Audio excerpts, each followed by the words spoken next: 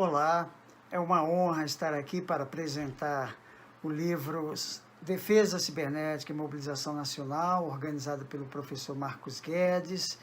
É um livro que traz uma abordagem interessante, atual, discutindo um tema que, apesar de estratégico para o Brasil, é desconhecido, pouco discutido. Eu acho que nisso já reside muito da sua relevância, né? A relevância dessa obra. E contém artigos, capítulos de autores civis, militares, especialistas no tema, que tratam o tema desde sua abordagem histórica até questões atuais relativas a esse contexto profundamente marcado pela globalização e pelo ambiente cibernético. Gostaria de destacar também o caráter oportuno em que esse livro está sendo publicado. Eu acho que o enfrentamento da atual pandemia tem revelado um mundo de fato globalizado. Esse mundo provocará certamente mudanças profundas, disruptivas, e o advento de uma nova realidade que sugere também novos protocolos de defesa. É importante destacar que a ideia de mobilização nacional até pouco tempo era tratada tendo como referente a ideia de uma agressão estrangeira. Portanto, pensava-se mobilização muito como um esforço de guerra. Ela tem sido pensada dessa maneira, não tem sido diferente a nossa própria legislação. Se a gente perceber o artigo 2º da Lei 11.631 de 2007, ela vai dizer que, de fato, a mobilização nacional deve ser empreendida em caso de agressão estrangeira.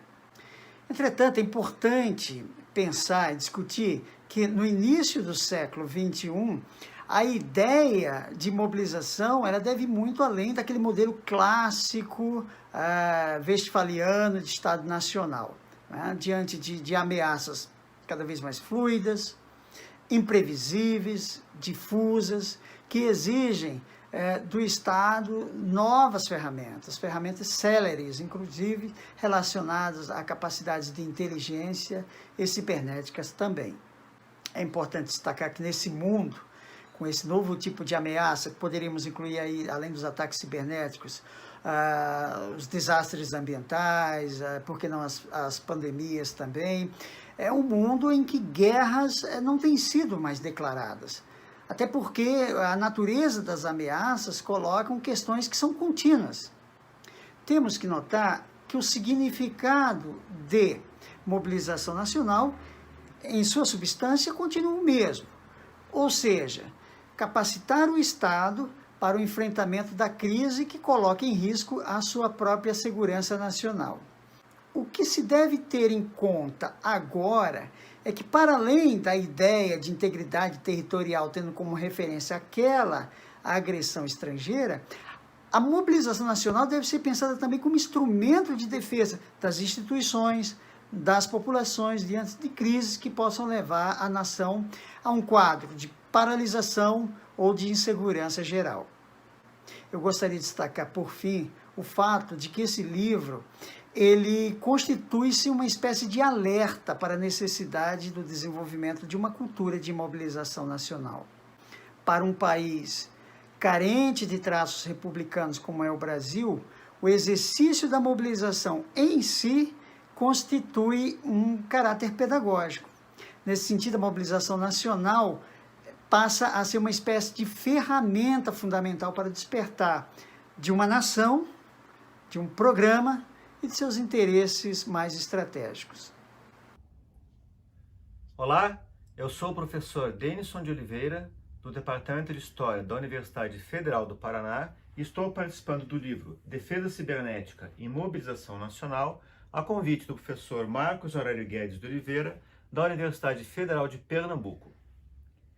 O meu capítulo, que é uma coletânea organizada pelo professor Marcos Guedes, é intitulado Mobilização de Massa e Conflito Mundial, a experiência histórica brasileira na Segunda Guerra Mundial, cobrindo o período 1942-1945.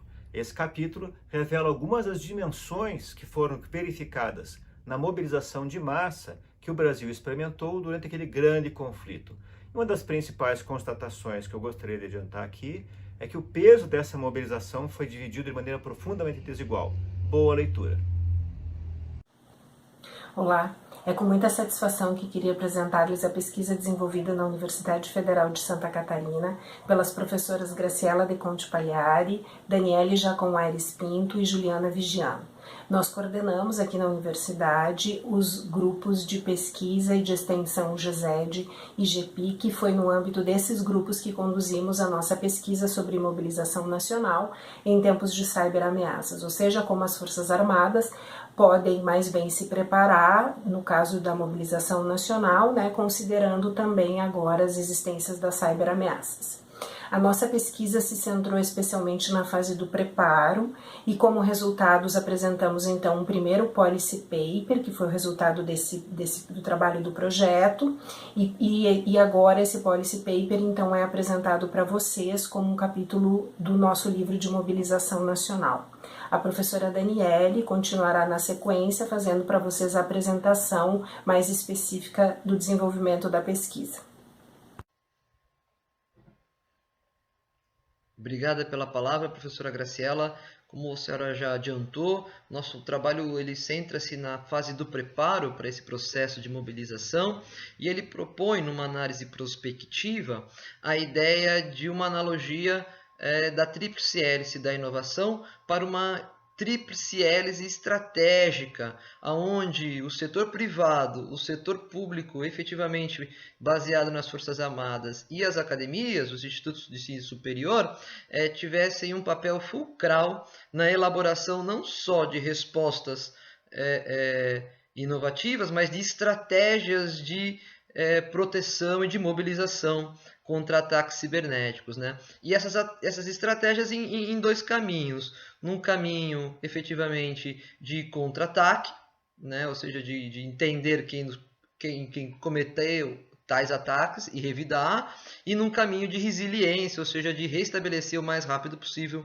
todos os sistemas que foram atacados, causando o menor dano. E para isso, como está muito entrelaçado os aspectos da defesa, mas os aspectos do setor privado e do conhecimento da academia, dos conceitos, essa tríplice hélice nos parece ser efetivamente a melhor maneira de conduzir uma mobilização quando o assunto é cibernética. Então eu espero que todos tenham uma boa leitura e que comentem e nos tragam novas ideias para que esse artigo seja aprimorado. Muito obrigado. Olá.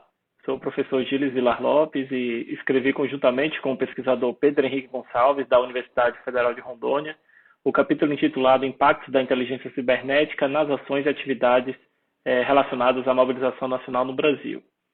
Bom, nesse capítulo a gente buscou discutir o papel fundamental e atual da atividade de inteligência, comumente conhecida como espionagem, na mobilização nacional, que, embora ela tem um respaldo explícito na Constituição Federal, ainda não encontrou seu devido espaço nos estudos de defesa aqui no Brasil.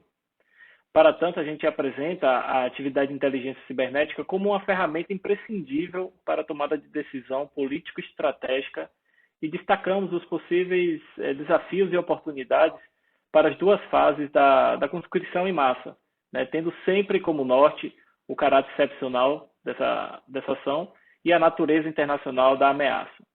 Por fim, nós advogamos em favor do uso estratégico da inteligência cibernética, ou seja, a longo prazo e também em estudos prospectivos, para o aperfeiçoamento, sobretudo, do Sistema Nacional de Mobilização, o chamado SINAMOB, e especificamente o seu subsistema de inteligência.